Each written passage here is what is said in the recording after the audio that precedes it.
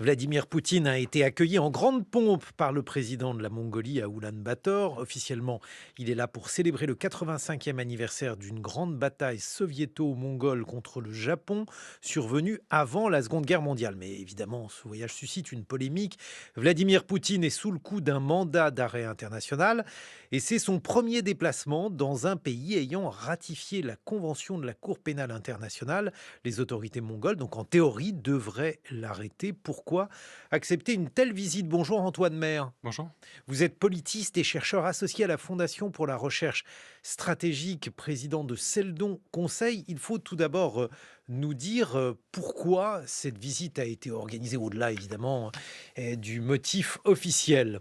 Il s'inscrit dans le cadre d'un développement des relations bilatérales russo-mongoles, avec une volonté de la Russie de réaffirmer en quelque sorte une sorte de présence et d'influence en Mongolie, dans un contexte international qui est particulièrement compliqué.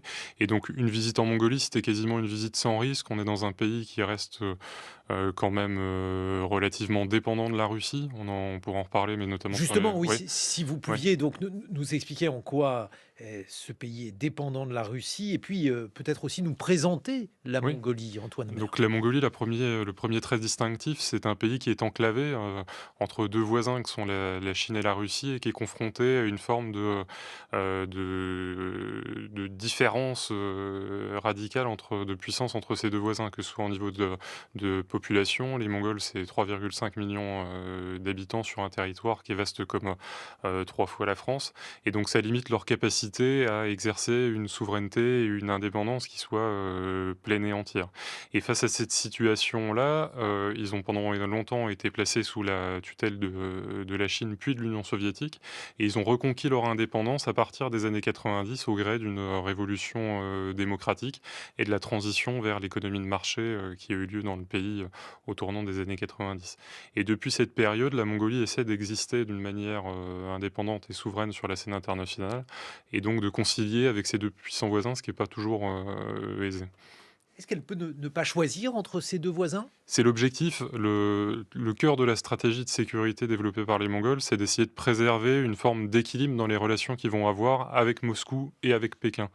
L'idée étant que le maintien de cet équilibre est une garantie de sécurité, mais qu'il va aussi permettre de développer des relations privilégiées avec ce que les autorités mongoles considèrent comme étant des troisièmes voisins, c'est-à-dire des pays démocratiques et développés qui vont pouvoir appuyer le fonctionnement de la démocratie mongole, soutenir la diversification de son économie et donc permettre l'exercice de son indépendance. Et lorsqu'on évoque une démocratie, c'est une véritable démocratie, la Mongolie. Et c'est tout le charme finalement de ce pays, c'est qu'on est sur un cas qui est assez singulier, dans la mesure où quand on regarde finalement les conditions initiales dans les années 90, il n'y a rien qui laissait à penser que la Mongolie allait pouvoir entamer un processus de démocratisation.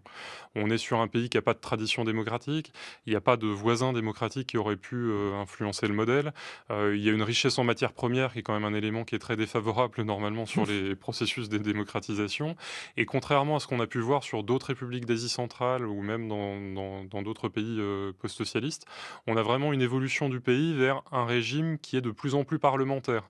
Et ce qui est intéressant de noter, c'est que le parlementarisme est aussi une réponse à cette situation sécuritaire délicate, dans la mesure où il permet de diluer le pouvoir et de donner des marges de manœuvre aux autorités mongoles. Et justement, puisque vous l'avez évoqué, ce pays est riche, très riche. Est-ce que ça fait partie là aussi de ce que convoitent à la fois Moscou et Pékin? Oui, dans une certaine mesure. Alors, ce qu'il faut bien prendre en compte, c'est que la Mongolie est dans une situation compliquée parce qu'elle est dans une situation de double dépendance. Sur le volet de l'exportation des matières premières, donc le sous-sol mongol est riche de tout un tas de ressources, que ce soit du charbon, du cuivre, des terres rares, etc., de l'uranium. Et donc l'essentiel de la production minière mongole est exporté en Chine. En revanche, les Russes n'importent pas de matières premières de Mongolie, mais fournissent au pays de l'énergie, notamment des produits pétroliers raffinés et de l'électricité.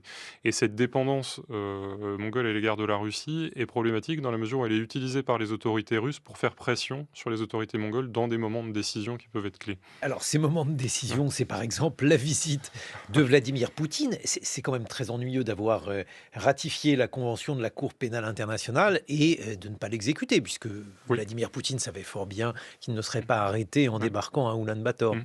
C'est tout le on a ça illustre bien finalement la ligne de crête sur laquelle se situent les autorités mongoles. C'est-à-dire que la première priorité pour eux, la condition sine qua non finalement de leur liberté et de leur indépendance, c'est de ne pas froisser les voisins et donc d'entretenir de bonnes relations avec Moscou et avec Pékin, quel que soit le contexte international, quels que soient les éléments qui peut y avoir autour de ça. Et donc il y a toute une logique de réassurance à l'égard de la Russie. Et donc cette invitation qui a été faite par le président Rouelsour à Vladimir Poutine à l'automne dernier, elle s'inscrit dans un cadre bilatéral classique, mais elle constitue aussi une marque de réassurance à l'égard de la Russie pour leur montrer que la Mongolie n'est pas dans une attitude hostile.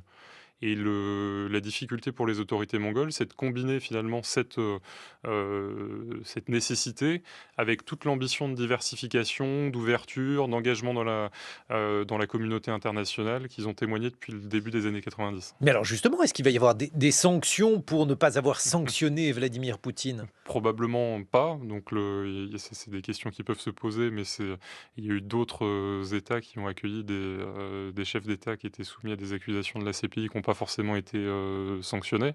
Mais dans le cas de la Mongolie, il serait illusoire de penser que la crainte d'une sanction pourrait les inviter à revoir leur politique. On est plutôt sur une question d'une nécessité. Les autorités mongoles s'attachent au contraire à expliquer dans toutes les chancelleries occidentales la nature finalement inévitable de cette visite et contrainte et essayer d'expliquer leur position sur le sujet. Mmh. Mais c'est un peu humiliant à l'échelle internationale, parce que ça témoigne de la suggestion de la Mongolie vis-à-vis de la Russie aujourd'hui. Oui, dans un sens, ça témoigne de l'influence de la Russie en Mongolie, mais c'est aussi, et on peut faire un parallèle parce que la situation est la même avec la Chine. Il y a quelques années, le Dalai Lama s'était rendu dans le pays et le ministre des Affaires étrangères avait été obligé d'aller à Pékin, présenter des excuses publiques en disant que les Mongols avaient retenu la leçon, et cetera.